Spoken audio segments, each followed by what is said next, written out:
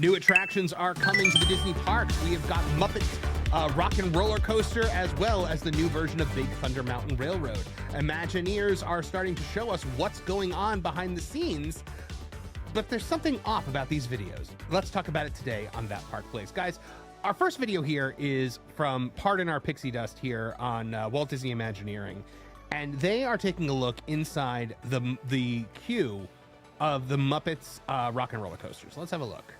Behind these construction walls are where the ideas and the dreams of our Imagineers are literally starting to take. Hey everyone, we're behind the walls here at Disney Lakeshore Lodge, and we're really three features on either side of the lobby. Here we go.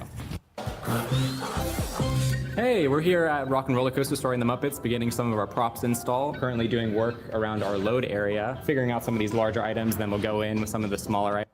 Vash, that's from Muppet Vision. Yeah, looks like it. How dare you? How dare you remove that? Items and figure out overall composition. That's just how our prop process goes as we work through the space and figure it all out.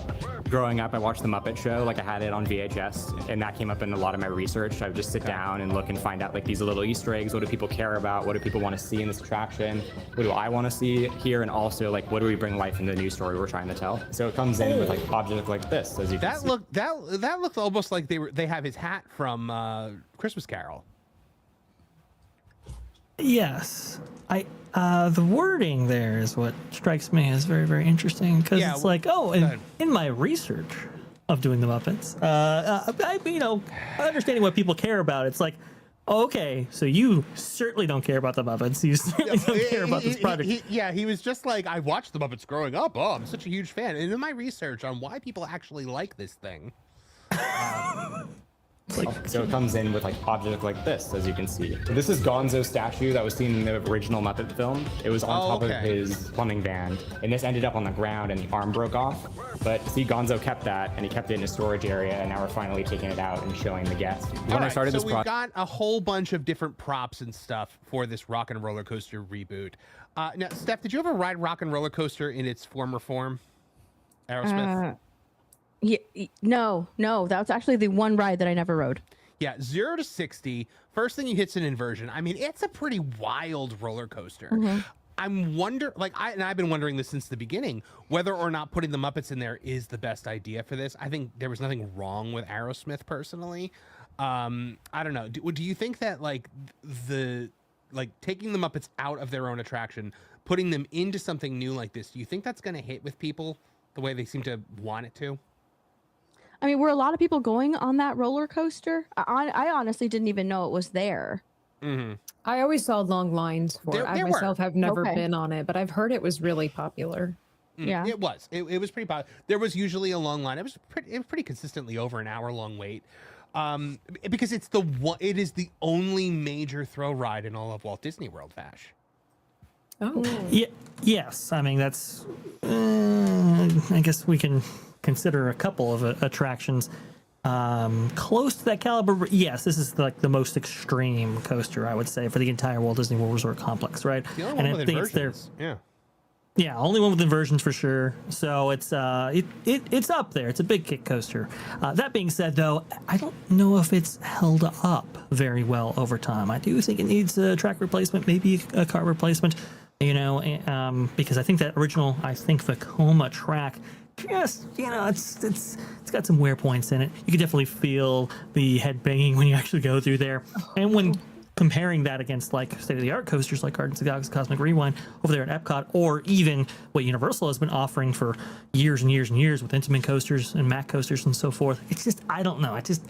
It definitely needed a new lease on life. So including the Muppets in that might give it that, but I am very disheartened to see the Imagineers working on this, not really fans of the franchises that they're working on. It really says to me, it kind of reveals the state of the parks right now, right? That they're bringing so many franchises to life that you are now getting these things in which Imagineers are not even passionate about it. I remember like Indiana Jones Adventure, for example. Tony Baxter worked like years to get that into the park. Years and years and years. It was a big, big deal because he was so passionate about it. Here, it's like, just take another job and I did some research, and well, we'll just throw some stuff up there, and hopefully the fans get it. Go ahead.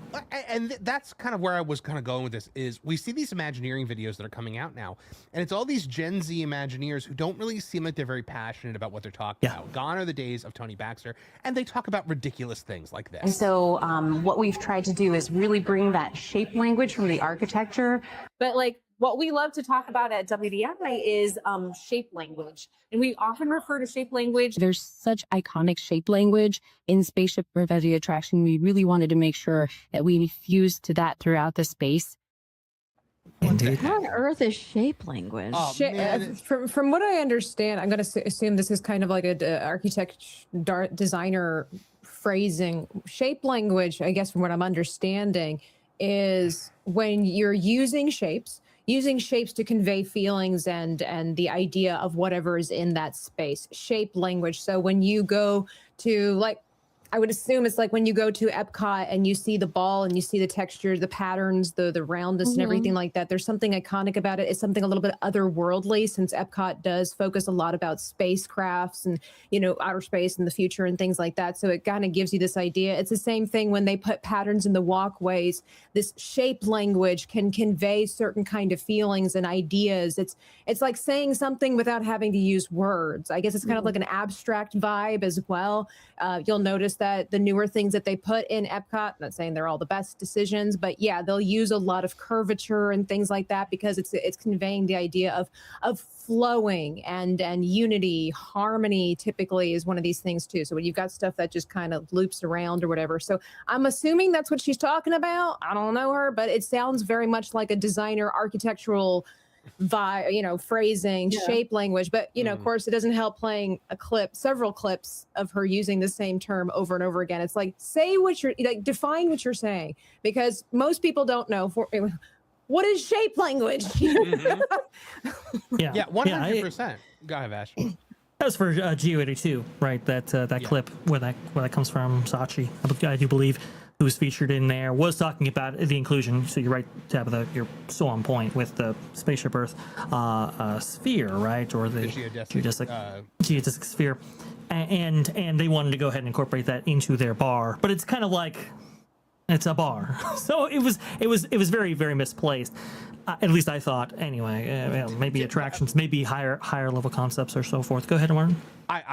So Jay and I went to Geo82. We did a whole park hopping video on it, and I actually really enjoyed it. Like, I thought it was actually very well put together. It was very pretty.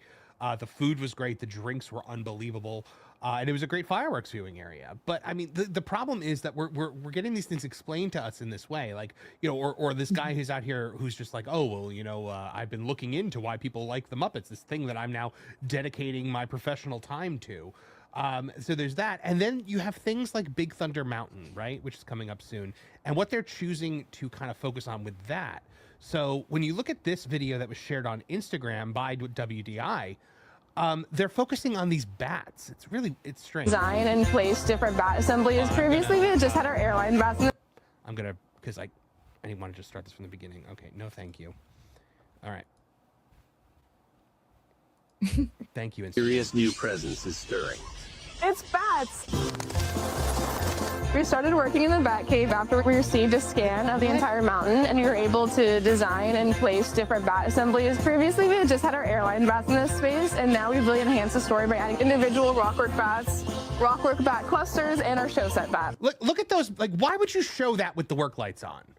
I mean, everybody loves the behind the scenes, though. The music doesn't help, though, if the music were different, because that's a big part of advertisement and creating a vibe is the music choice. This wonky doodle, gimmicky, silly little children's thing. Like, that's the stuff that we put over memes when we wanted to convey the idea that this is something very silly. If they want to take this very seriously, which kudos to them for thinking, maybe overthinking it, don't choose this music. Right. The whole presentation is just strange. And this is modern WDI. And it boggles my mind with this kind of stuff. But like, not everybody wants to see behind the scenes. That's a thing that I learned the hard way a couple times, because I would, like, back in the day, like, I was like the guy that knew all the behind the scenes stuff. I've forgotten most of it. But like when I would go to the parks with a friend, I would be like, oh, and this is how this is done, and this is how this is done. And when you're in the stretching room, do you think that we're going down, or do you think that the ceiling's going up? And they're like, I don't. One of my friends was like, stop telling me things. I don't want to know.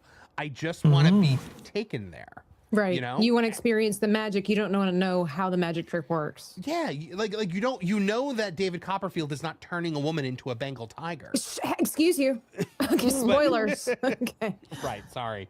I mean, you know, yeah. you just, some of us believe, Marvin. Okay? Right. You still believe in magic. I get it. Yeah.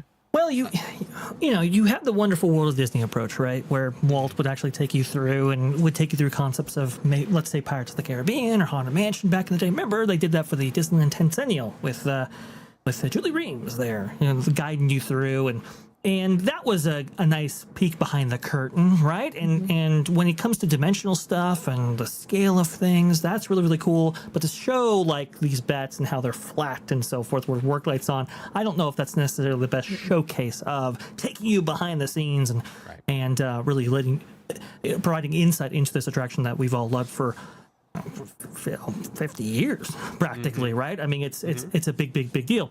I think you do have to approach these things a little bit differently. But to your point, Tabitha, and to your point, Marvin, it's very, very interesting how the youngins are taking all of this. We always see these kind of Gen Z people in these various positions taking us through attractions, and they're, you know, the old legends, unfortunately, you don't see them featured because, well, they're gone. Why are they gone? Part of it is it's a lot cheaper to hire somebody at a design school rather than keeping on a legend. And we've seen that very recently with like Marvel, for example. I know there's a lot of tweets going on with Andy Park, and a lot of people were saying, hey, they're you know, pushing this person out in order to bring this kind of young class in that they can, you know, pay less for. And it's like, that's what's been going on for Imagineering over the last 10 years. And exactly. that's what you're seeing here. And it's really disheartening. Well, and what happened, Vash, when they pushed those people out, where did they go? They went, they didn't end their career.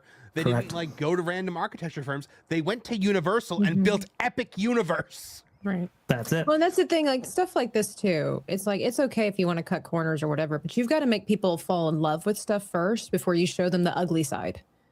So you can, like Vash was saying, you can show a little bit of this, walk me through that. But if you're going to expose everything right away, and not everything is beautiful, but maybe it doesn't need to be because of the illusion that it gives in the darkness, totally fine. Sure. But don't show us this stuff if we're not in love with the ride yet. You gotta get people attached to things before you can show the corners that you cut. You start automatically showing stuff like this, it automatically tells people that you're cutting corners or you're looking for cost efficiency. And there's nothing wrong with that, especially from a business standpoint.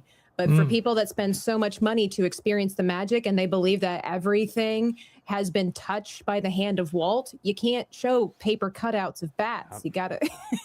That's so true. Nobody's even written on this attraction yet. Yeah. Right. So Steph, as a casual theme park goer, like you lived in Orlando for a while and you went to the parks. Does anything about what they've shown in this Big Thunder Mountain video make you be like, I want to check that out? I want to go on that ride? No. Exactly. But now Big Thunder Mountain, is that one of the ones that you've, you know, like ridden in the past? Yeah. So like everybody loves Big Thunder Mountain. It's the wildest ride in the wilderness. Like not much needed to be added to make the experience better. And I like show us like, you know, we'll go through of this new rainbow cavern that they have, or show us the speed, show us showing us random bats is weird, especially because they already got raked over the coals last time, Vash. They did a major refurbishment of this ride because everyone thought they were adding in the fire elements that Disneyland has. And instead they got the little rubber bats that were on the string. So every time this ride closes down, they just stuff it full of bats. That's I guess what they do best because it's very cheap. It's awareness, Marvin. There's a bat shortage in Florida, don't you know? Exactly. Yeah. Exactly. Well, guys, you know, at the end of the day, these new roller coasters are coming, but whether or not anyone actually enjoys them, well, you know, that's going to be made to be seen. But if you like bats, I've got a recommendation for you. Thanks for watching That Park Plays News.